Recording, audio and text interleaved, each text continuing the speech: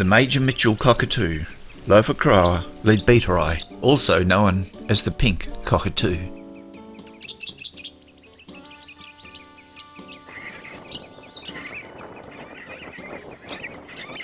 Now the first question one may ask when looking at a Major Mitchell, why is this bird a cockatoo and not a parrot? The immediate answer is cockatoos are larger than parrots and are distinguished because they have a crest. Also, the cockatoos tend to have pastel colours.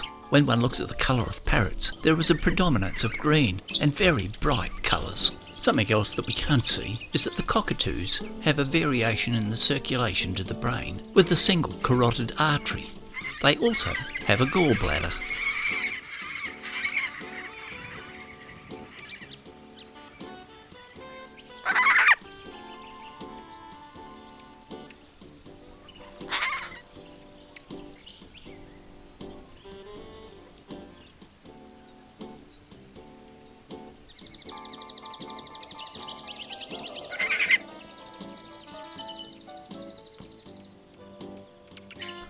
The Major Mitchell is a flock bird, inhabiting the central arid areas of Australia. It can often be found because of its specific call, but to get good detailed views of this bird, the place to go is a water point in these arid areas. This granivorous cockatoo requires regular water. At sunrise and sunset, it can be found at a waterhole. All cetaciforms have what is called zygodactyly of the feet, where two toes point forward and two point backwards. This is a common feature of birds that are good at climbing, including the parrots and the cockatoos. This is in contrast to the passerine birds or the perching birds, where three toes point forwards and one backward. Now, cockatoos walk with a waddle. Is it because of the toes? No, but the ankle. Now, your own ankle is composed of multiple bones, but in a bird some of these are fused and then elongated, forming what is called the tarsometatarsus. In the cockatoos, they have a relative short tarsus, so it does look as though the bird is walking on stumps. This contrasts with a bird like a stilt with a long tarsometatarsus. Or more simply put, the hock of a cockatoo is short, the hock of a wader is long.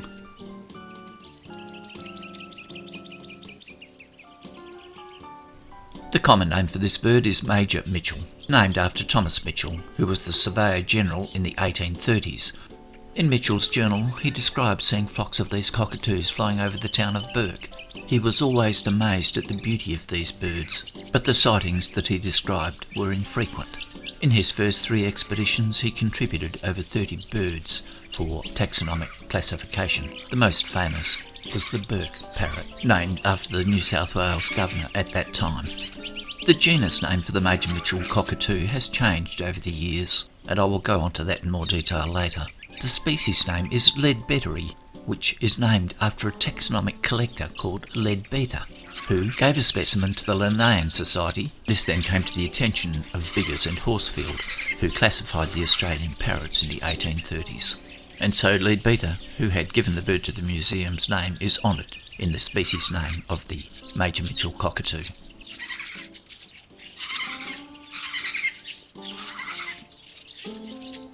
Another famous ornithologist from Australian history, John Gould, wrote of this bird as being most beautiful and elegant of all the cockatoos yet discovered.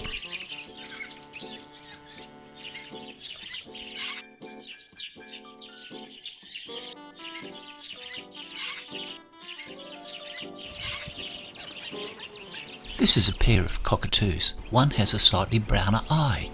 This is similar to the galah, where the female has a red eye. It is more subtle here in the Major Mitchell, but can be seen, and the mature female has this slight browning or reddening of the iris. As you watch this video, look at the crest of the cockatoo. Try and get an assessment of the yellow band, if it is a thick yellow band. This would favour the bird being a female. If the band is thin, it is most likely a male.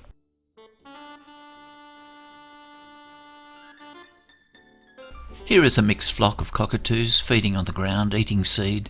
There are galahs and Major Mitchells. Also, there are many wood swallows.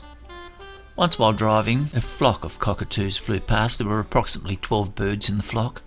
When I returned a little later, they were on the ground feeding, but it wasn't 8, it was 20.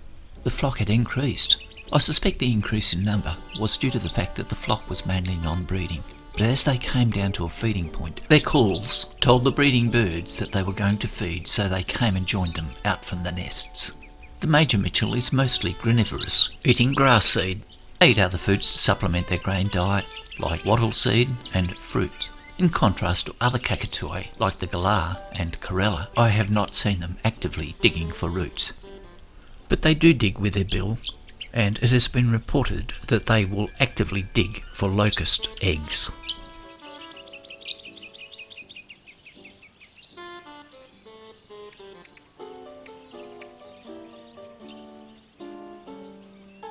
Here this flock of Major Mitchells is eating out on the western plains. There has been good rain, the grass is thick, also the burrs are thick.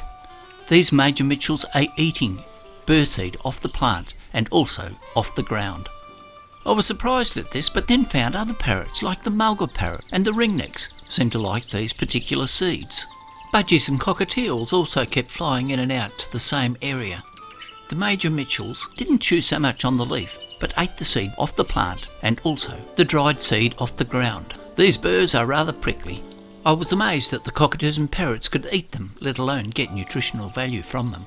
These herbaceous plants covered in these burrs are Sclerolena, a genus particularly adapted at growing well in dry climate. There are multiple species defined by the nature of the burr, sometimes 2 jacks, then 3 jacks, and others with multiple jacks. All very prickly and capable of puncturing bicycle tyres. But the cockatoos and parrots seemed to love them, and though there was plenty of grass at this time, this seemed to be the preferred food.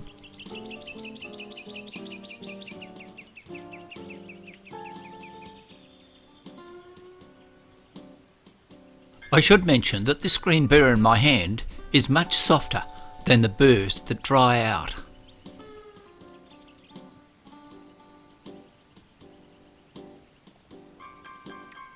Look at that crest. The yellow band is nice and broad.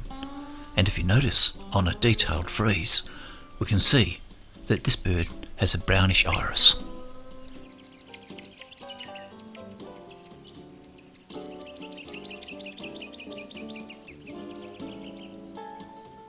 This Major Mitchell is sitting on a perch looking at this tree. It is the Capparis mitchelli tree, the Australian native orange. This bears fruit. It's got a fairly hard case. The fruit is delicious. The interesting thing about this tree is that it has a very similar distribution to the Major Mitchell, preferring an arid climate. I have often seen Major Mitchells feasting on this fruit, but never as a flock, mostly as solitary birds, which makes me think that this is a fruit that the adult will take back to its young.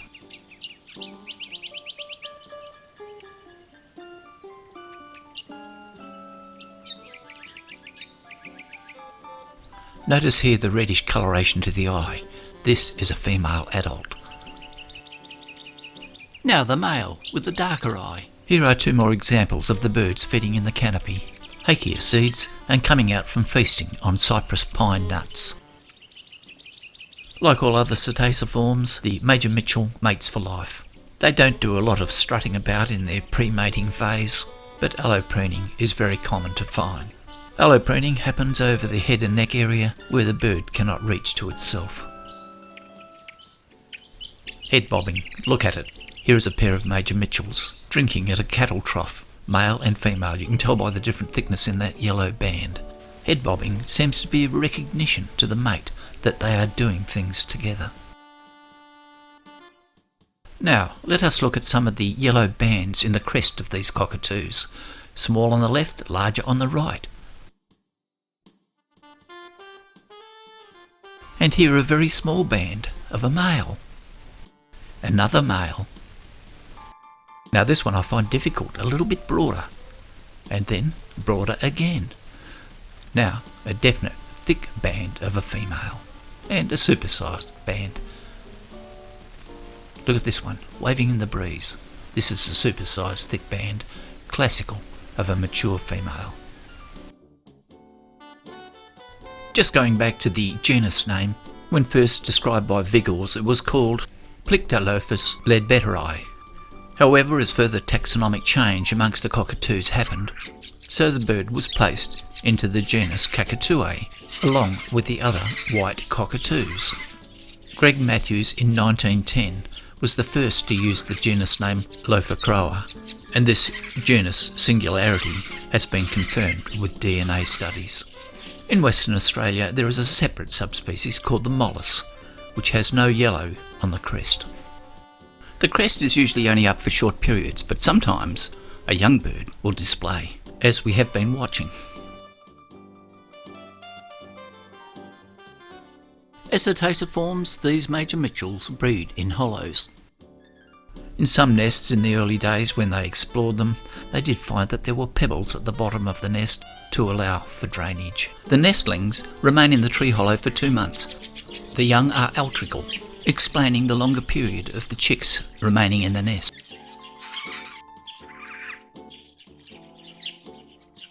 It is evening. These beautiful major Mitchells return to the waterhole. Watch those crests. I personally can't see any difference in the yellow band on any of these birds. I would put them all as females. This immediately makes me sceptical. Statistically, I can't be right. It may well be that the immature birds also have a fairly wide band, and it's only the mature male that has a narrow band. Maybe this will help give a little bit more meaning to the sexual identity of the major Mitchells.